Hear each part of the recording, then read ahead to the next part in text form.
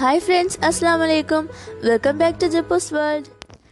ഇന്ന് നമ്മൾ ഉണ്ടാക്കാൻ പോകുന്നത് ഒരു സ്പെഷ്യൽ റെസിപ്പി ആയിട്ടുള്ള എഗ് പിസ്സ പുഡിംഗ് ആണ്. വീഡിയോയിലേക്ക് പോകും മുന്നേ നിങ്ങൾ ഈ ചാനൽ ആദ്യമായി കാണുകയാണെങ്കിൽ പ്ലീസ് ഒന്ന് സബ്സ്ക്രൈബ് ചെയ്യണേ. നോട്ടിഫിക്കേഷൻസ് ഒക്കെ പെട്ടെന്ന് കിട്ടാനായി ആ ബെല്ലേക്കും കൂടി ക്ലിക്ക് ചെയ്യുക. ഇതിന് വേണ്ട ഇൻഗ്രീഡിയൻസ് എന്തൊക്കെയാണെന്ന് നമുക്ക് നോക്കാം. അതിനാദ്യം വേണ്ടത് ബ്രെഡാണ്. ബ്രെഡ് ഞാനിവിടെ 7 ബ്രെഡാണ് എടുത്തിട്ടുള്ളത്. പിന്നെ വേണ്ടത് മുട്ടയാണ്. മുട്ട 4 എണ്ണമാണ് വേണ്ടത്. പിന്നെ 1/4 കപ്പ് പഞ്ചസാര വേണം. പിന്നെ ഏത്തയ്ക്ക, ഇതുപോലെ 2 ഏത്തയ്ക്ക ആണ് ഞാൻ ഇവിടെ എടുത്തിട്ടുള്ളത്. അത് കുഞ്ഞായിട്ട് അരിയണം. പിന്നെ കാഷ്യൂസും ഡ്രൈ ഫ്രൂട്ട്സും ആണ് വേണ്ടത്. അത് നിങ്ങളുടെ ആവശ്യത്തിന് എടുക്കുക. നമുക്ക് ഈ മുട്ടയൊന്ന് ഈ ജാറിലേക്ക് പൊട്ടിച്ചൊഴിക്കാം.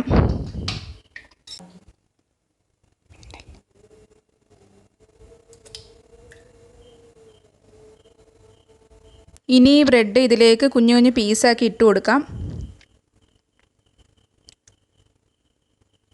ഇനി നമ്മൾ നേരത്തെ എടുത്തു വെച്ചിട്ടുള്ള 1/4 കപ്പ് പഞ്ചസാര ഇതിലേക്ക് ഇടാം. ഇനി ഇത് നമുക്കൊന്ന് അടിച്ചെടുക്കാം. നമ്മൾ മിക്സിയിൽ അടിച്ചെടുത്തിട്ടുണ്ട്. ഇതിങ്ങനെ നല്ല തിക്കായിട്ടിരിക്കും. ഇനി നമ്മൾ നേരത്തെ കട്ട് ചെയ്ത് വെച്ചിട്ടുള്ള ഈ ഏത്തക്കയും കാഷ്യൂസും ഡ്രൈ ഫ്രൂട്ട്സും ഇതെല്ലാം കൂടി നമുക്ക് നെയ്യിലിട്ടൊന്ന് ഫ്രൈ ചെയ്തെടുക്കാം.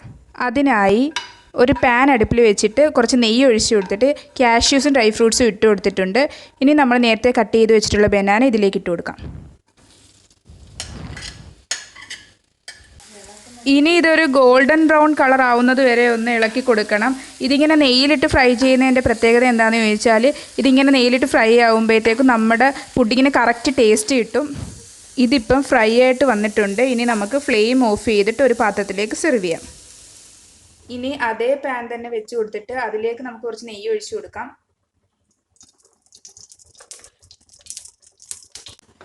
ഇനി നമ്മൾ നേരത്തെ അടിച്ചെടുത്ത ബ്രെഡിൻ്റെ മുട്ടയുടെ മിക്സ് ഇതിലേക്ക് ഒഴിച്ചു കൊടുക്കാം.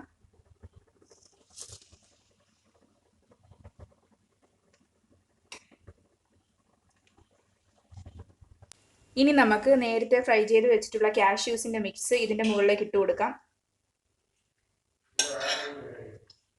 ഇനി ബാക്കി ബ്രെഡിൻ്റെ മിക്സ് ഇതിൻ്റെ മുകളിലേക്ക് ഒഴിച്ചു കൊടുത്തൊന്ന് കവർ ചെയ്തെടുക്കാം.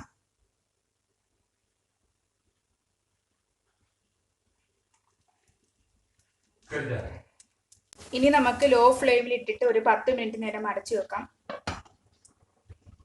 ഇതൊന്ന് മറിച്ചിട്ട് കൊടുത്തിട്ടുണ്ട്. ഇനി ഇതൊരു 2 മിനിറ്റ് നേരവും കൂടെ ആകുമ്പോൾ നമുക്ക് എടുക്കാം. ഇതിവിടെ റെഡിയായി വന്നിട്ടുണ്ട്. ഇനി ഇത് നമുക്കൊരു പാത്രത്തിലേക്ക് സെർവ് ചെയ്യാം. ഇനി ഇത് നമുക്കൊന്ന് കട്ട് ചെയ്ത് നോക്കാം.